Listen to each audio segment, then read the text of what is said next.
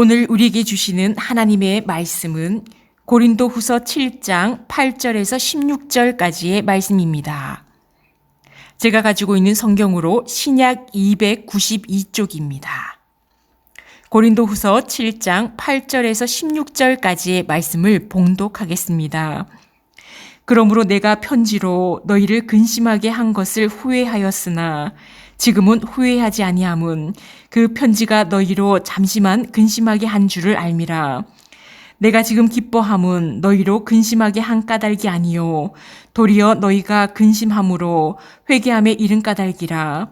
너희가 하나님의 뜻대로 근심하게 된 것은 우리에게서 아무 해도 받지 않게 하려 함이라. 하나님의 뜻대로 하는 근심은 후회할 것이 없는 구원에 이르게 하는 회개를 이루는 것이요 세상 근심은 사망을 이루는 것이니라. 보라, 하나님의 뜻대로 하게 된 이 근심이 너희로 얼마나 간절하게 하며 얼마나 변증하게 하며 얼마나 분하게 하며 얼마나 두렵게 하며 얼마나 사모하게 하며 얼마나 열심 있게 하며 얼마나 벌하게 하였는가. 너희가 그 일에 대하여 일체 너희 자신의 깨끗함을 나타내었느니라.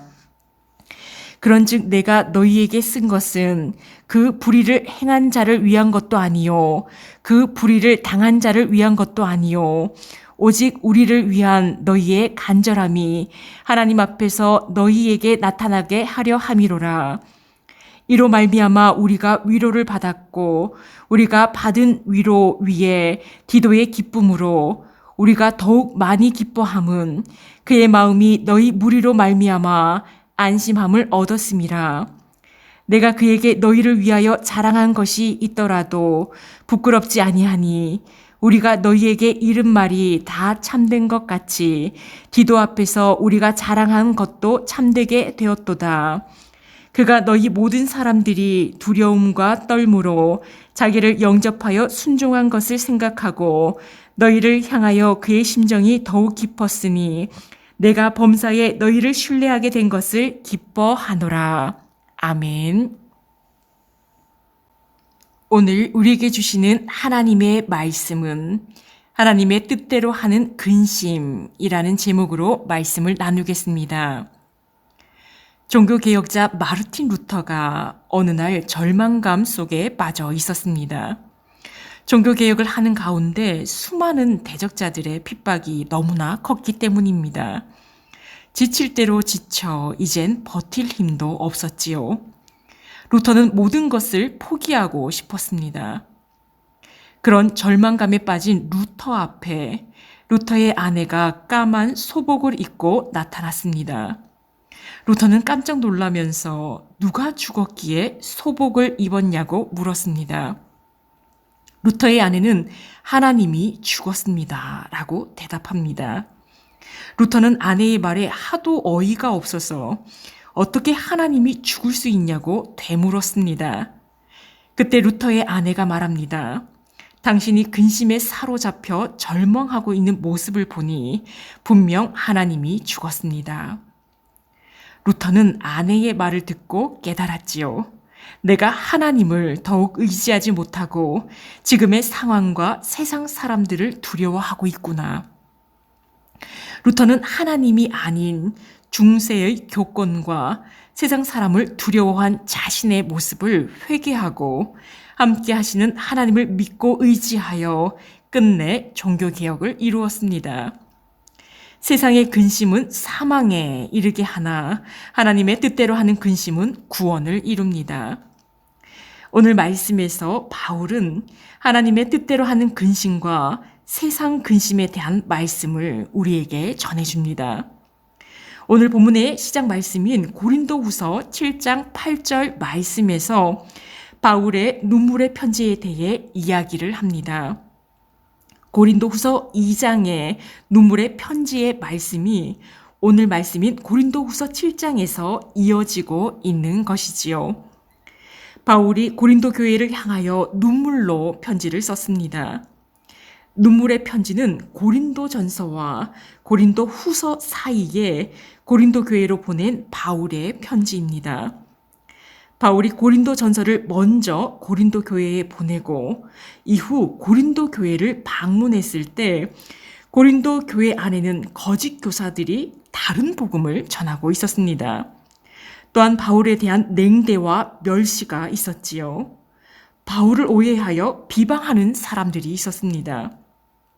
바울은 에베소로 돌아와 엄하게 눈물로 편지로 써서 고린도 교회에 기도편으로 보냈습니다.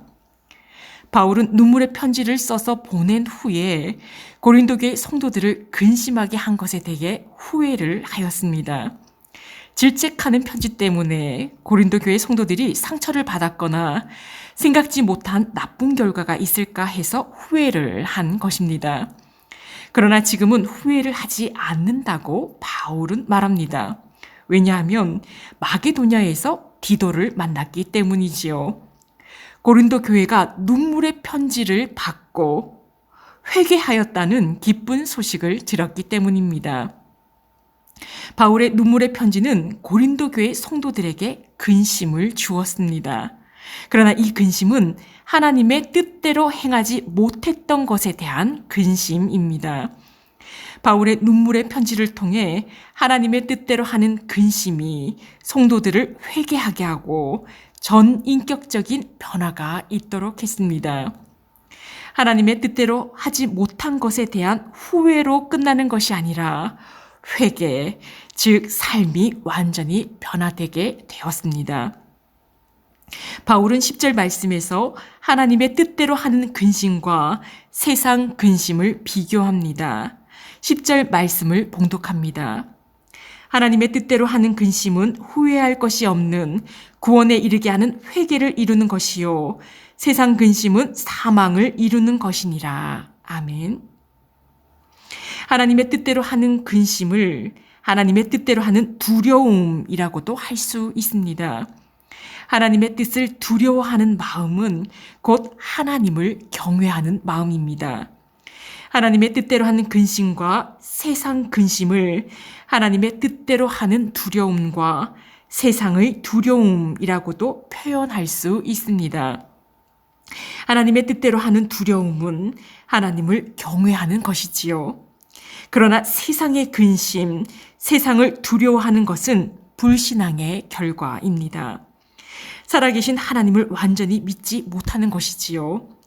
세상을 두려워하는 마음은 하나님이 주신 것이 아닙니다. 미래에 대한 걱정, 세상 근심, 세상 두려움은 뼈를 마르게 하고 사망을 이룹니다.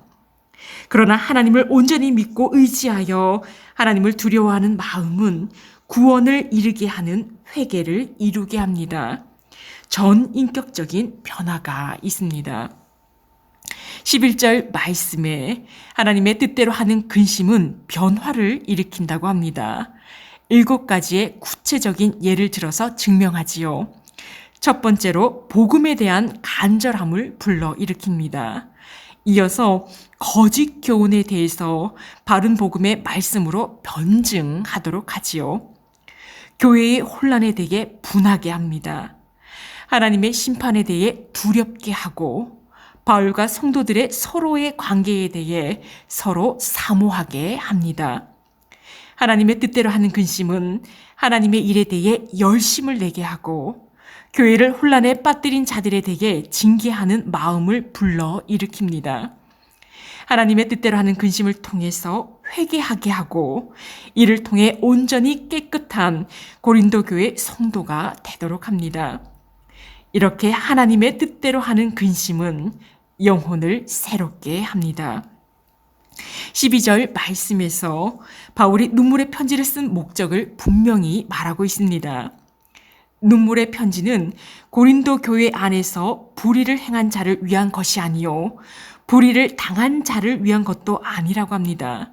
바로 종말의 때에 하나님의 심판대 앞에서 고린도 교회 성도들이 바로 서게 하기 위해서 보낸 것이라고 눈물의 편지에 대한 목적을 말합니다.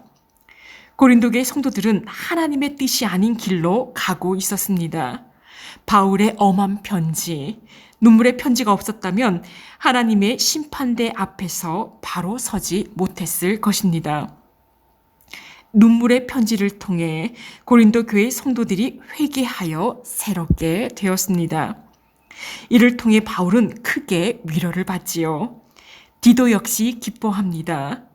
디도를 고린도 교회 성도 모두가 영접해 주었고 두렵고 떨리는 마음으로 디도를 섬겨 주었다고 말합니다. 16절 오늘의 마지막 말씀에서 바울은 고린도 교회 성도들을 전적으로 신뢰하게 된 것을 기뻐합니다. 이제 더 이상 바울을 멸시하고 비방하는 고린도 교회 성도들이 아닙니다. 하나님의 뜻대로 하는 근심을 통해 새로워진 고린도 교회 성도들입니다. 말씀을 맺겠습니다. 하나님의 뜻대로 하는 근심은 죄 가운데의 삶에서 하나님이 기뻐하시는 삶으로 전환하도록 만듭니다. 하나님의 심판대 앞에 당당하게 설 수 있도록 합니다. 하나님의 뜻대로 하는 근심은 지금 이 순간 하나님은 내가 어떻게 하시기를 원하실까? 모든 순간, 모든 상황 속에서 끊임없이 하나님께 묻고 하나님의 뜻대로 살아가는 삶입니다. 하나님의 뜻대로 하는 근심은 세상을 두려워하는 것이 아니라 오직 전능하신 하나님만 믿고 의지하며 하나님을 두려워하는 것입니다. 하나님을 경외하는 것입니다. 함께 기도하시겠습니다. 사랑의 하나님, 오늘 말씀을 통하여 세상을 근심하지 말고 하나님의 뜻대로 하는 근심을 하라는 말씀을 주셨습니다. 하나님의 뜻대로 하는 근심은 구원을 이루는 회개, 전인격적인 변화를 주십니다. 믿음 없는 세상 근심이 아니라 온전히 전능하신 하나님을 의지하며 하나님만을 신뢰하며 하나님의 뜻대로 하는 근심으로 우리가 새롭게 되기를 원합니다. 매 순간 하나님의 뜻을 물으며 하나님이 기뻐하시는 방향대로 살아가도록 우리를 인도하여 주옵소서. 하나님의 심판대 앞에서 하나님 앞에 부끄러움이 없기를 원합니다. 오늘도 하나님 앞에 온전히 엎드려 기도합니다. 우리의 기도에 응답하여 주옵소서. 이 모든 말씀 우리 주 예수 그리스도의 이름으로 기도합니다. 아멘. 생명의 말씀으로 나를 채